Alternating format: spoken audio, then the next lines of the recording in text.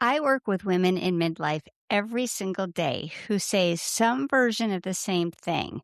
My life looks fine on paper, but something feels deeply off, and I can't explain it. Today, I want to tell you what that actually is and why nothing is wrong with you. Welcome to Midlife Unfiltered. I'm Heather England, psychotherapist, certified sex therapist, and someone who left the corporate world and went back to grad school at 49. I'm proof that it's never too late to go after the life you want. This podcast is for women who are done performing, done pretending everything's fine, and ready to have real conversations about identity, about desire, about the life you actually want. I work with women in midlife every single day, and they all say some version of the same thing. My life looks fine on paper, but something feels off, and I can't explain it. And underneath that is always this quiet, terrified question, what's wrong with me? Well, nothing's wrong with you. Absolutely nothing. What you're feeling has a name. And it's not what we think it is. It's not the proverbial midlife crisis. It's not a breakdown. And it's definitely not a reason to blow your whole life up. Although I'm not here to judge anyone's choices. So if you want to go out and get a convertible, by all means, go for it.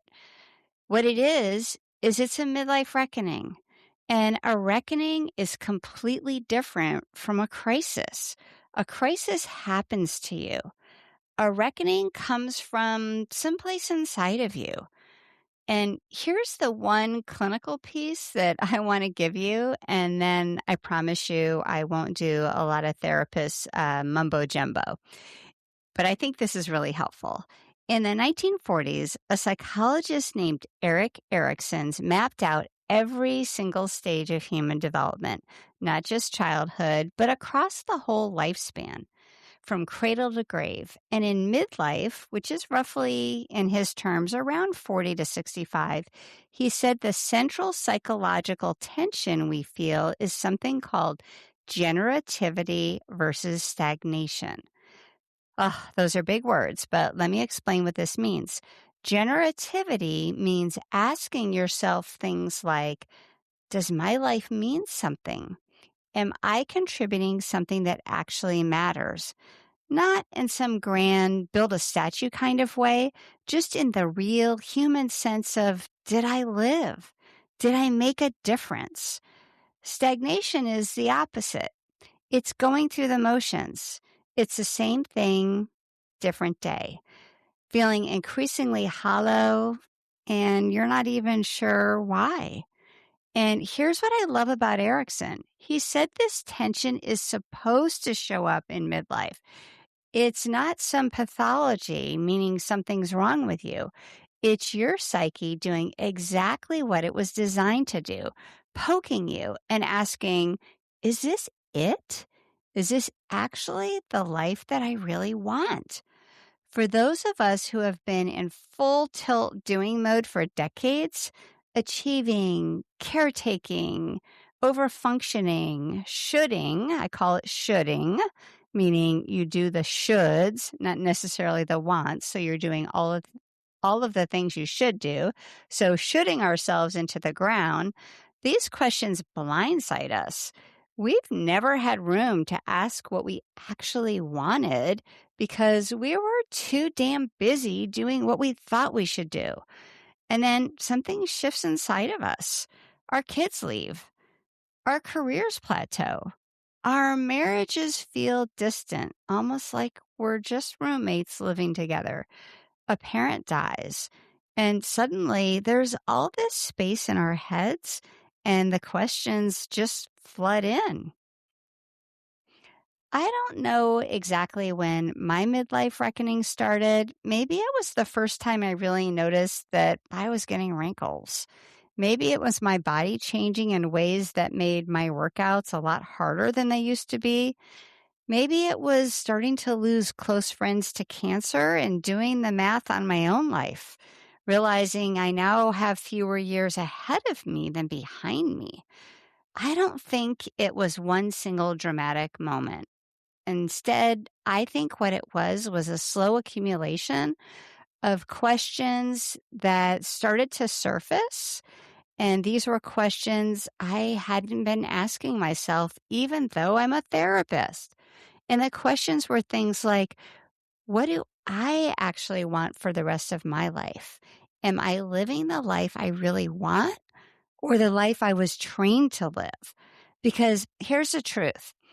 Like many of you, I had built my entire identity around success, being a great mom, being a high performing corporate executive, achieving, producing, striving, checking every damn box there was. And if I'm honest, none of that was what made me feel fulfilled. I remember sitting in my office and it was awesome. I had the most killer executive office that was with custom furniture. I had chosen the artwork on the wall. I overlooked fountains outside. I mean, it was killer. But I was 39 years old and I was opening my email in the morning to find hundreds of new unread messages. And I had like at least 15 to 20 voicemails, even though I had listened to them the entire way on the way to work. And I had a calendar that was jammed wall to wall. And I remember thinking, ugh, I don't want this anymore. And the kicker was, I wasn't so sure I ever did. I was just on autopilot trying to succeed throughout my entire life. It took me about 10 more years to really do something meaningful about it. I went back to school at the age of 49 to become a psychotherapist. Yes, I was 49 when I went back to grad school. I sat in classes with all of these people young enough to be my own children. And oh my gosh, it was so hard. My brain worked so much more slowly than theirs. I hadn't read a textbook or studied or written any kind of paper in eons. I didn't know the new technology. I actually printed out the PDFs they gave us to read, and I read them in the library, sitting in a carrel all by myself, while all of the other students sat in groups with their laptops, chatting away, reading these PDFs. And I thought, what on earth am I doing in this place? It was really humbling and it was hard. And it was honestly the most alive I'd felt in years. And that was really the start of my reckoning. It wasn't a crisis. It was a clear-eyed confrontation with the life I'd lived, the life I was living, and the life I actually wanted to live. What I realized was pretty simple, and it was also completely unsettling. Success didn't equal fulfillment or happiness. For me, fulfillment and happiness in life comes from relationships, from connecting with others, from showing up as myself authentically, not as whomever I thought I was supposed to be. I remember this moment in my 40s when I just decided, you know what? Fuck it. I'm going to be myself. I was with my book club and we were hanging out, and I honestly never really felt like I fit in or belonged with them because they were all stay at home moms and they went out to lunch together and they hung out with their kids together while I went to work every day. And I just never felt like I was in the cool kids club with them. I just felt like they liked each other better than they liked me. And I always censored what I said. I was always really careful when I said something during book club. But when I decided, I'm just going to be me, that decision changed everything. I started showing up authentically in book club, and guess what happened? They liked me more. They actually really liked the true me. So I didn't need to have to be somebody different in order to feel like I belonged. I belonged because of who I was. So being the genuine me allowed me to relax and take a breath with that group and start to really, truly enjoy book club. And after that, I so looked forward to all of our gatherings. I see this same fuck it moment happen in my therapy room over and over again. Women who are absolutely exhausted from being everything to everyone. They are tired of carrying expectations they never consciously chose. They're ready to stop measuring their worth in things like productivity and output. We were told we could do it all. That's bullshit. We were told we could work full time, raise well adjusted kids, maintain a beautiful home. I mean, God, look at HGTV and Food TV and what they did to all of us and social media and making us think that this is what our houses and our meals were supposed to look like all the time. No way. My house usually has a pile of laundry that's unfolded. And I'm really bad about picking up some of my clothes and putting in the laundry hamper. But they made us feel like everything was always supposed to look put together and that everything was supposed to be effortless. And we tried, we tried so hard to be so perfect. But none of this is sustainable. It was never sustainable. And at some point in midlife, women hit a wall, not because they fail, but because they succeeded at a system that was never actually designed to nourish them. And that's when this midlife reckoning starts to happen. Enough women start to think, what about me? Why am I the one holding all of this all the time? And that's not a crisis. That's actually clarity and getting to really dig in to understanding the real you. I want you to really hear this one thing. That kind of restless feeling that you have inside of you, it doesn't mean something's wrong with you. It's not a sign that you really did anything wrong because honestly, we were socialized to be this way as women. But this is Erikson's generativity drive doing its job. It's your psyche asking whether your life is adding up to something meaningful. It's the awareness of time doing exactly what it's supposed to do, waking you up to the choices you're making right now. And you're not falling apart, you're waking up. The strategies that got you here, productivity, caretaking, achievement, they worked for a really long time. And now they're no longer delivering the way they used to. And that's not failure, that's information. Your inner life is telling you the rules you've been living by aren't working for you anymore. And it's time to come up with a new set of rules. I asked my clients a question that eventually turned around on me when I did it for myself. If you only have 5 years left to live, what would you do differently? Usually, my clients sit and they think about that question for a little while. And what they do is they tell me lots of bucket list ideas.